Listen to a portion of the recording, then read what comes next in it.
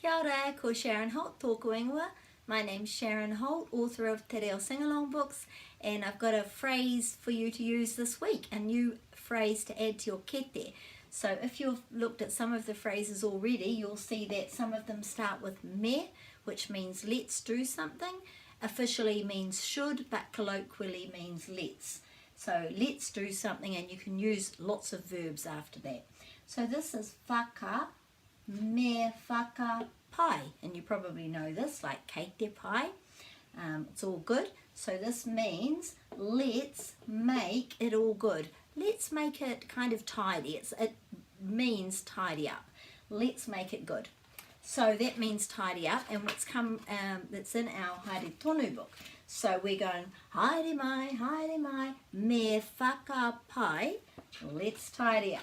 And then haere tonu, me whaka pai. It's all the way through the book. So this is a phrase that you could add to your kete of knowledge really easily. There's lots of times when we all need to tidy up, get children in the classroom to tidy up, or children at home, or adults at home. Let's tidy up, me whakapai. And so I think we could all, including me, start using that phrase more often. Ka kite.